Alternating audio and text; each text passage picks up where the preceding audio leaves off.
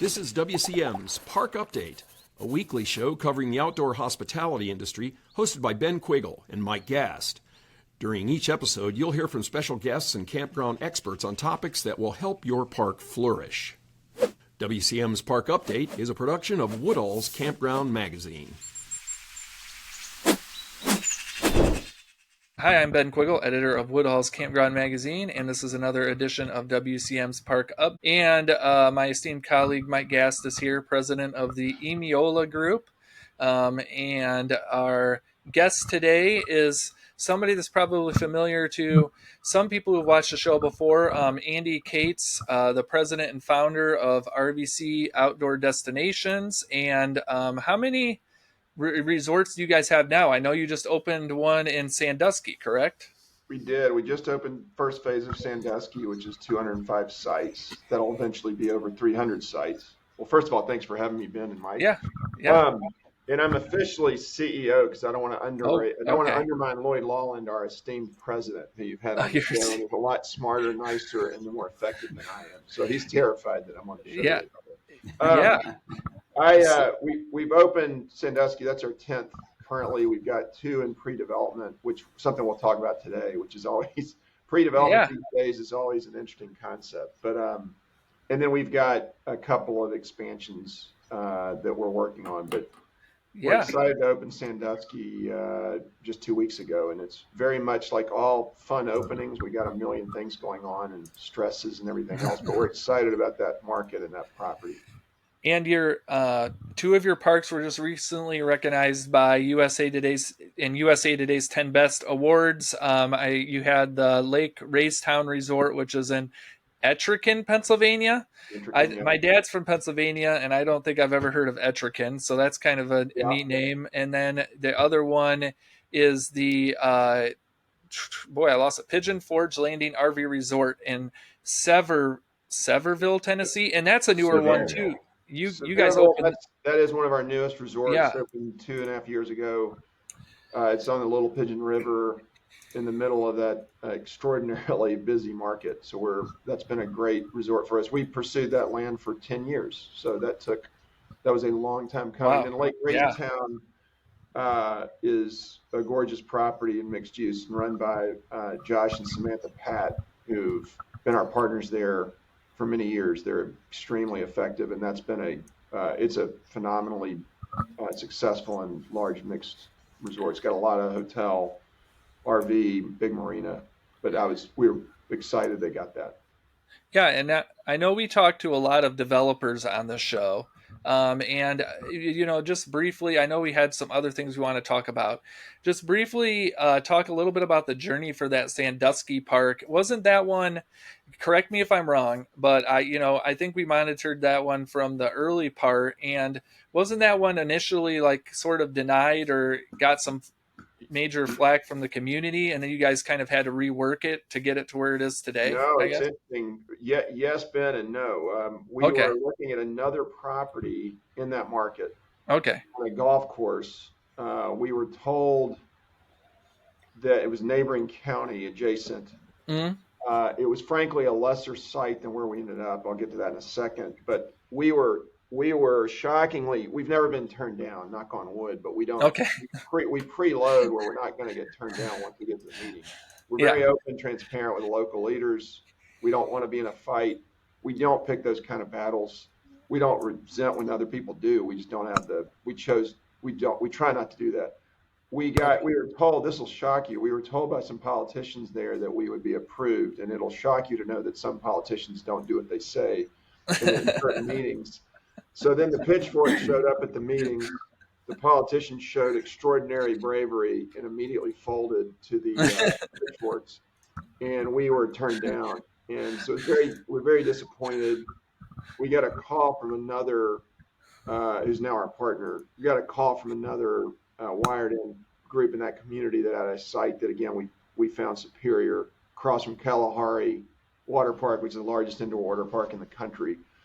And the rest is history. So it was neat. I mean, it was a great story because we got rejected, we got dumped, and then we got a call from somebody else in the area that liked our concept.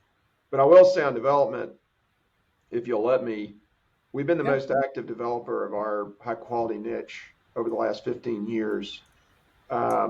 And we're very concerned. That's one of the reasons I'm grateful you're having me on the show. I think those of us that have been in the industry for more than a decade, Mike's been in it for 3 decades, you've been in it, Ben, you're like 13 years old, but you've been in it for at least a decade. But you have no gray hair like Mike and I do, and I don't have any you're hair. not follically challenged like we are. But the gist is too many. We believe there's too many new entrants. There are too many new entrants coming into the space. There's too many feasibility report experts that have not been in the space for more than a cycle. And I don't think development works right now. There are always exceptions. Always, there are always great properties. There are some very capable developers out there.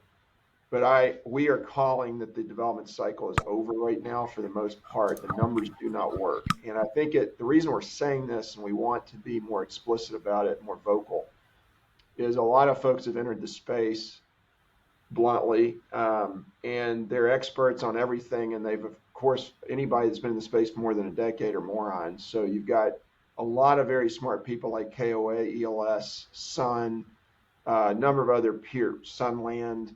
We have a lot of peers we respect a lot, whether we compete with them or not directly. And they're smart people. They've got revenue management. They've got very good cost control systems. They've got operating systems. These are not, it's not I don't think this is a space where real estate geniuses come in and say we found a nest on the ground and the existing players are idiots. We do other real estate product types, by the way, outside of RVC. We did a lot of self-storage. There's been, by the way, a number of self-storage developers come into our space. With all respect to everyone involved, I would beg everyone to be extraordinarily careful with development going forward. We don't think the numbers work, but the costs have become severe, which we all know there's been massive cost inflation. The development stabilized yields do not make sense compared to where debt yields are today. Even if debt comes down, you've got to have debt come down way, way down, not just a little bit down. So even if you're betting on lower interest rates, I don't think we're going to be out of this development cycle for a while. And I think it's better for the industry if everybody has that conversation. It's going to save some people their life savings as well, because we're seeing deals all the time that do not make sense. I guess, Mike and I are former journalists. So I guess my initial thought is, when you started, I guess you mentioned you're one of the more aggressive, I think maybe I'm saying the words wrong, developer in the space. I guess it begs the question of like, what's the definition, I guess, for you of what you guys are building? We've seen a lot at WCM. We've seen a lot of other, what I would say were high quality resorts come on the market too. I guess what do you feel like separates your resorts maybe from some of the other ones that we've seen that also have the resort name attached to them? I guess. And by the way, we're guilty of the same. I'll answer that question, but I'm also acknowledging we are slowing our development efforts down. So I don't want to imply that we think we're somehow outrunning the space. So we have been extremely active both in developing, redeveloping, and we want to be more acquisitive. So we're focused more on acquisitions, redevelopment. I am saying, Ben, this is true of all segments, but I'm glad you bring that up too, because the other soapbox we're on that I think would be healthy for the industry, and I think Mike would have a lot of insight on this in his experience. We've never had appropriate segmentation in the RV resort industry. RV park, resort, campground, call it what you want. That's part of the problem. Resort is used, to your question, Ben, the term resort has been bastardized. And you have a lot of RV resorts, they're not resorts, or at least they're not of high quality. That we'd all agree on this, right? I'm not going to call people out, but there are examples where you see RV resort and the term is misused. I'm less worried about the definition of resort. I'm more concerned. We are, Ben, to answer your question, RVC prides ourselves. We believe we're the highest niche of the niche. We're a niche of a niche where we're the very high quality level, very higher end of the spectrum. We don't like the term luxury. We're more Hilton than we are Four Seasons, even if our property is at the highest level. We don't want to be exclusive. We'd rather be Costco, right? If you're a retail model, very high quality, very high value proposition, giving people more than they expect. And but to the point of development, Ben, I would say it's true of all product classes or those segments. So I think there's two issues. One, as an industry, we need to be doing a better job, I think, and it's in our best interest, by the way, of segmenting these properties more clearly. And then two, I think development right now is extraordinarily dangerous for anyone of any of these asset, levels, product types. So I mean, just to dive into that further, I guess, on the segmentation side, RVC, builds resorts. I guess what makes a resort, I guess? Like, what are the things, just to kind of flesh it out a little more so the audience kind of gets a better idea of what you're talking about when it needs to be that segmented part. What transforms a campground to a resort, I guess? I think some of it, obviously, location to start. I Yeah. think your age of the resort, if it's not been radically redeveloped or radically renovated, obviously concrete pad. There's kind of non-negotiables: concrete pads, asphalt roads, pull through availability, appropriate amperage at every site. Obviously, the appropriate bathroom buildings that are new and have privacy details. Obviously, a great pool area. Typically a heated pool with a spa area, typically some type of water feature. We will typically have natural features, so most of our resorts have natural water on them. So I think most of it, Ben, would be admittedly a guest expectation that right now we discriminate with rate and define that with our rate. Interestingly, our rate is not significantly above our peers of even lower quality properties, which, by the way, I'm biased. It is in our interest deeply to have this segmentation better understood, because we don't think there's enough of a rate differential in a lot of cases. So, Andy, as somebody that went through this at KOA, we worked on this for a decade before we actually rolled it out. I remember talking about obviously saw the need. Yeah, we saw our numbers going down, our satisfaction numbers going down, because people were saying, well, gosh, this isn't anything like the one I was at last night. Yeah. And they were marking it down because of that, because we couldn't manage the expectations as the campground numbers got so big. And as some people really developed and put a lot of money into it and weren't seeing the marketing they needed, the differentiation marketing to make it pay. And I can tell you, it was difficult. It took us many years to convince the owners out there of KOA, the owners of the campgrounds, to buy into this. And there was a lot of resistance even when we pulled the trigger on it. And I could tell you that by the time I left the company, it was probably in place for, probably 7 or 8 years. And it was working. It was doing what it was told to do. It was amazing how fast the consumer understood, what a journey, what a holiday, what a resort was. And KOA was pretty firm about where the lines were, especially when you got between a holiday and a resort. I mean, to be a resort, you really had to stretch. There was a lot of qualifiers, as you mentioned, not that long a list, but there was a lot of qualifiers to become a KOA. I guess my question to you, Andy, is who ultimately makes that call? Who makes that decision? Is there even an organization or some foundational group that can do that? I think we should announce today that the three of us are going to do that for the entire industry. And Ben, that'll be the front page story of the next Woodhalls, is that the trio, the classification trio, the board. Mike, I think it's a great question, and I don't have an easy answer. I think inevitably RVIA, you've got the different trade groups, you've got different owners coming together. Ultimately, the consumer, Mike, you know better than we do, you've lived it. Ultimately, the guests are going to embrace whatever they embrace, right? But what's intriguing to me is, if you look at other real estate product types, all of us know what hotel expectation we have. We could name brands and every one of us would immediately say, I know what my expectation is. You could name office buildings. You know what a Class A office building in Omaha is versus a Class B building immediately. You just know what that expectation is going into the building. Apartments, you know what workforce housing is versus a luxury apartment. So some of this, to me, is more of a more deliberate effort by the owners of all of these collective owners to better articulate what they own and try to classify that themselves and see what hits. I don't have an easy answer other than when begging other owners for all of us. I think inevitably too, a group like Woodall. Obviously, you've got Good Sam has got their own classification, but I think there's got to be an easier way. Again, some of this is natural. Mike, you point this out. KOA showed leadership. I think that helped a ton already. This is evolving. I think it's happening. I think inevitably I think we should all work more deliberately to come up with what is that, what is the terminology? What is that expectation? And I think, again, some of it's also happening with rate anyway. Last thing, and I'll shut up on that. The one thing I'll say, I chide the newcomers in the space that have said they're going to dominate the space, some of whom I've met and am friendly with. So I say that in good, lightheartedly. But I will say one of the things I am pleased with these new entrants is revenue management, which we've all frankly been implementing. KOA, Mike, y'all did.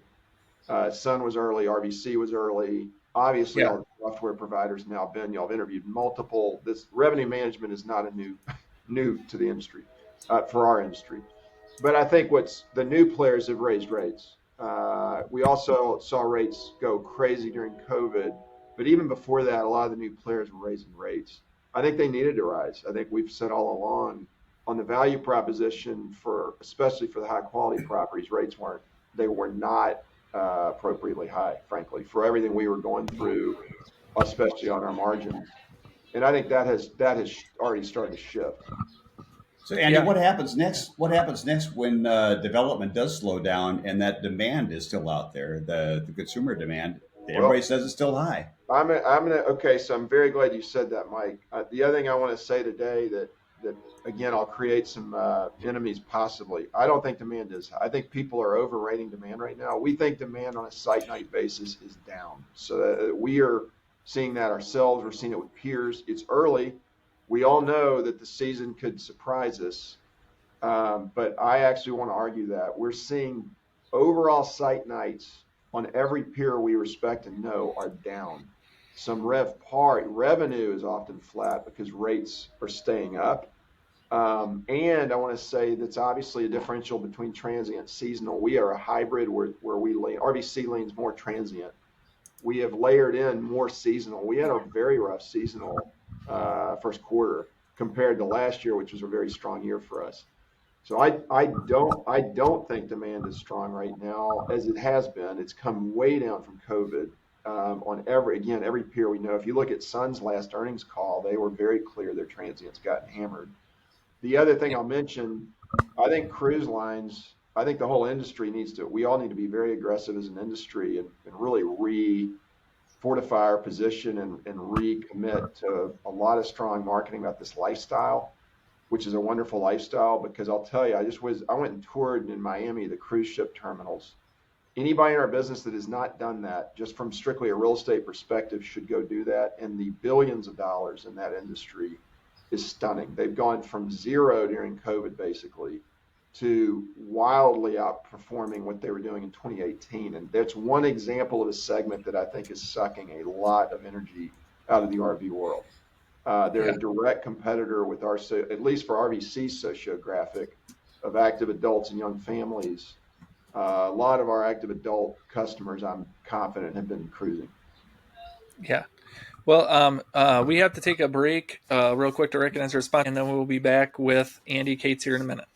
Being outdoors and being with other kids that get it and being with parents that get it and not having to question their meds or why their hair is gone or why they are tired easily or why it's hard to walk. So many kids who are sad because of their treatments, and this camp helps them forget.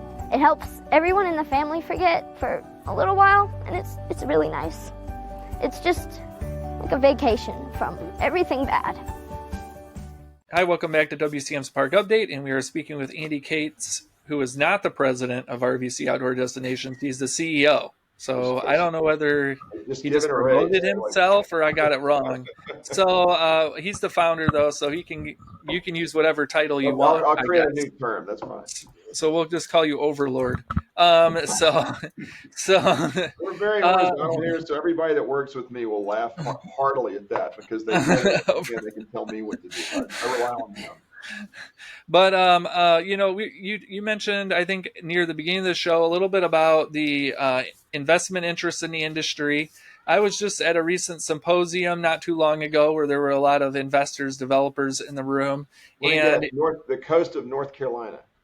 Yeah, Okay. and they taught, they were speaking about rates, the number of people coming into the market. A lot of them are still working on new developments. I guess they seem to be pretty positive overall that these new parks coming onto the market are going to be successful. I guess you kind of mentioned a little bit of a downside. I guess I don't know. How do I guess from my point of view, it's kind of hard sometimes to figure out what's going on in the market because we see all these developments going on, and then every once in a while there are signs that things might be slowing down, but everybody seems to be pretty positive. So well, I have a good friend, by the way, who's the rising CEO of that bank. I don't know what his official. I think he's the COO right now, but a great guy. Yeah, and they're very nice people. Yeah.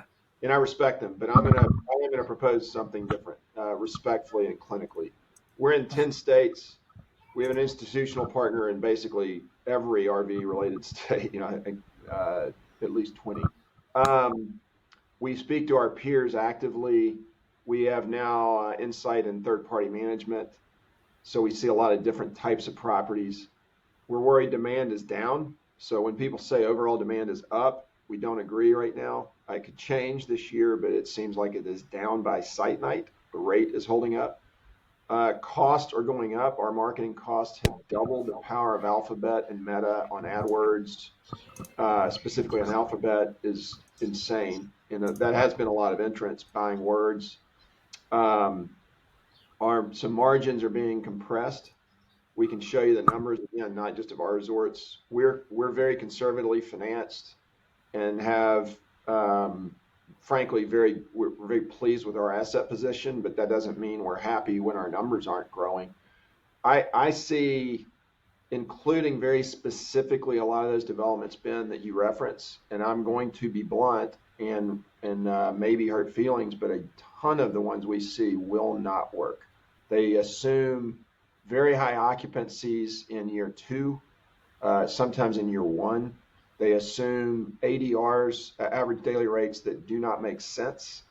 They assume profit and operating margins that we have not seen doing this for over 15 years at a very high quality level with very larger properties, which should therefore have higher margins. So we say this respectfully, but again, I think, and then lenders, who we like and respect, and again, I want to reiterate, this doesn't mean every deal won't work. I'm not saying that, but we are saying overall, most new development deals are not penciling right now, in our opinion.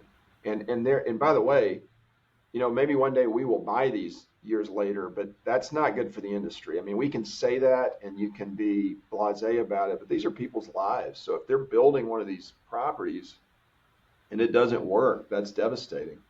And it's not good for the industry, frankly. That's why I want to be more adamant, more vocal, that this should be challenged and thought through, because it's easier if you're putting out money to encourage people to develop. That does not mean that it's rational. And the last thing I'll say is most of those that are projecting or proposing this, again, I'm going to say this respectfully, they've not been in the industry for more than a few years. They've not seen multiple cycles. We have. And I bluntly would tell you, based on our experience and then talking to peers that I respect, some of whom have been longer than we have, they share this. They may not be as dumb as I am to come and say it publicly, because then we'd be we're the bad guy and nobody wants to talk to us. But I think it's an important conversation that needs to be had. So, Andy, you mentioned cruise ships as being a factor. Are there other things out there that are making this slowdown happen? Is it interest rates? Is it economy in general? What's driving this lack Mike, of I think interest? that's a great question. I think it's two things, Mike.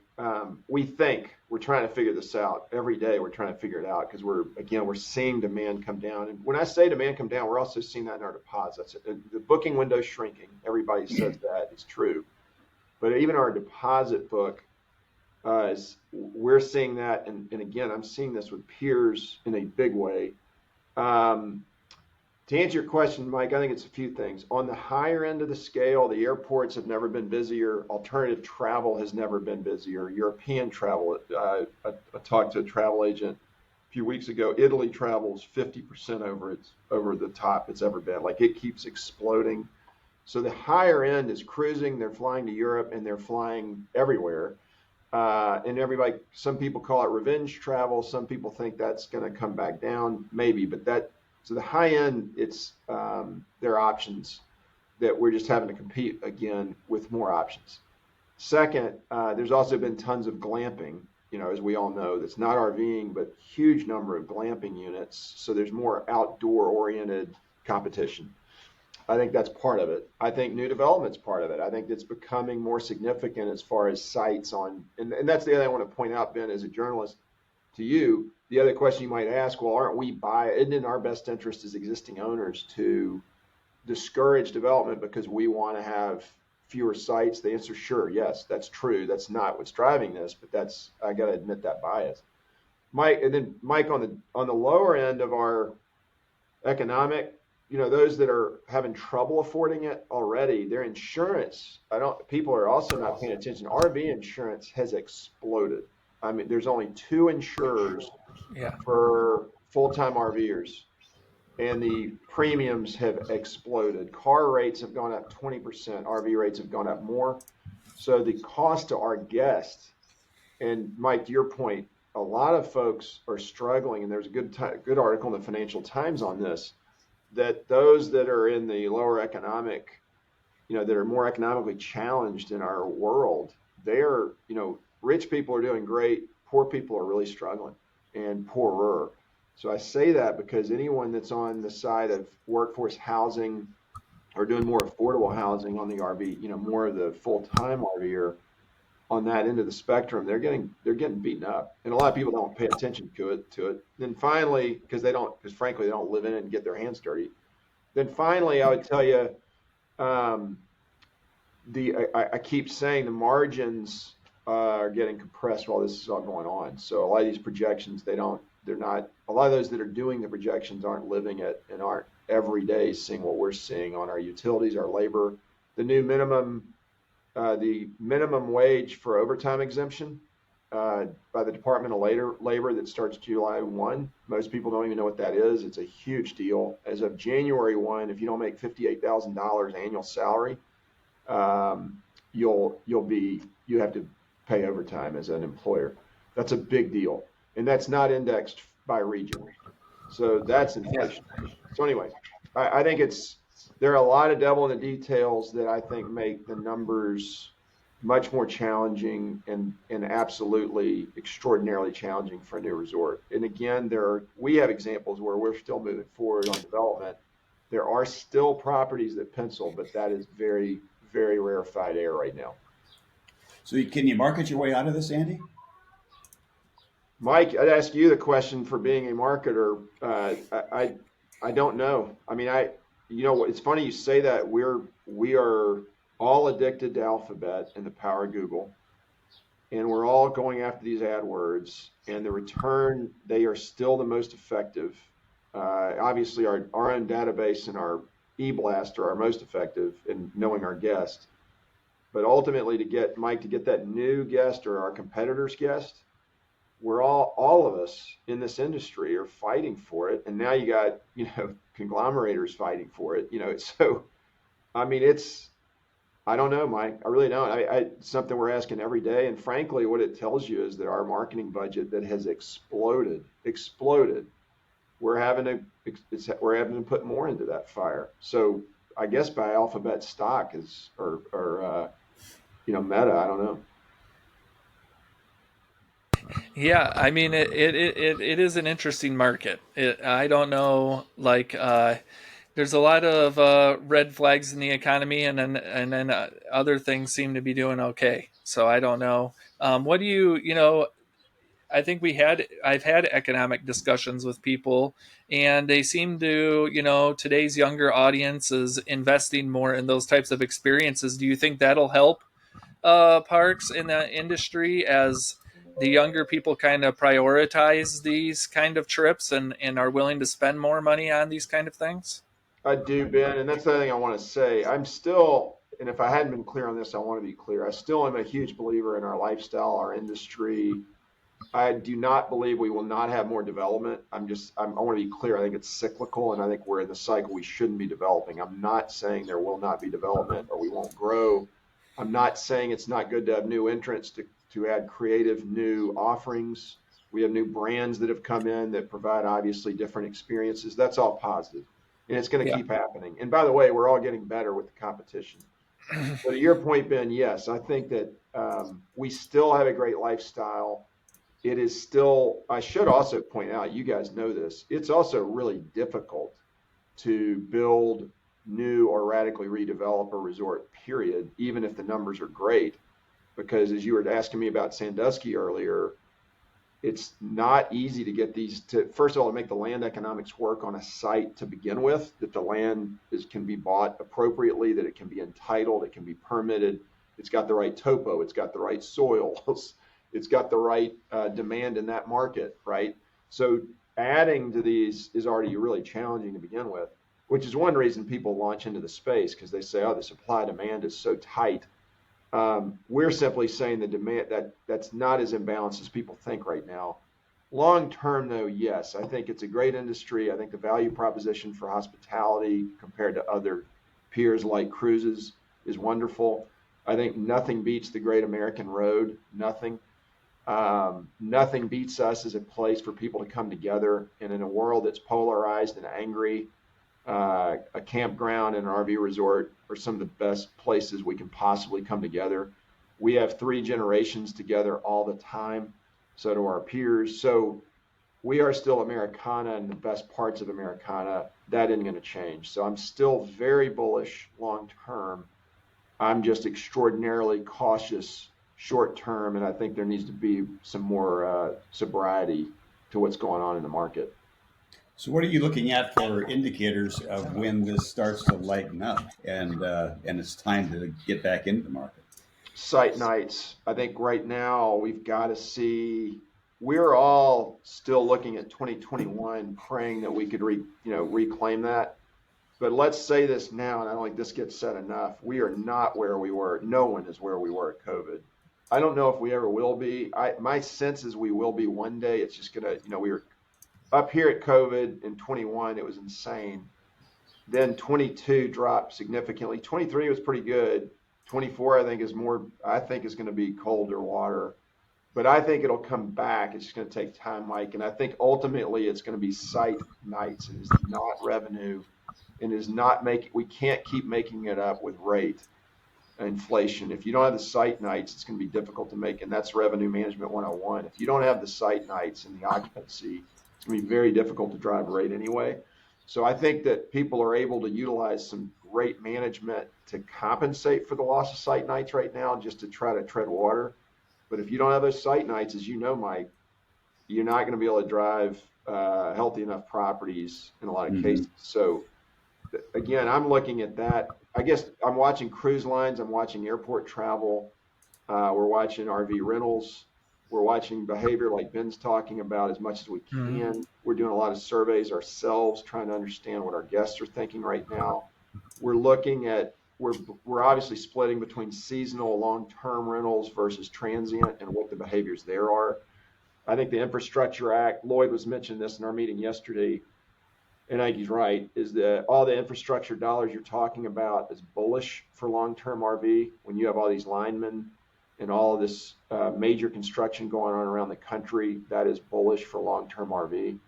So those are the things we're watching very closely. And at this moment, I think, again, I just think we're in for some, I don't think we're I don't want to imply like mass recession, but I think we're in for some much, much, much more modest growth in some, maybe even flatlining right now. Yeah. Well, Andy, it was great having you on. I think we have to get going here. Always just a ton of information and some great thoughts. So thanks for coming on and chatting with the market a little bit. So thanks for having me, and Thank you, I Andy. look forward to seeing you again soon. I hope if you'll ever have me again. Okay. All right. Well, thanks again for coming on, and thanks everyone for watching, and we will be back again next week. Thank you for listening to WCM's Park Update, a production of Woodall's Campground Magazine.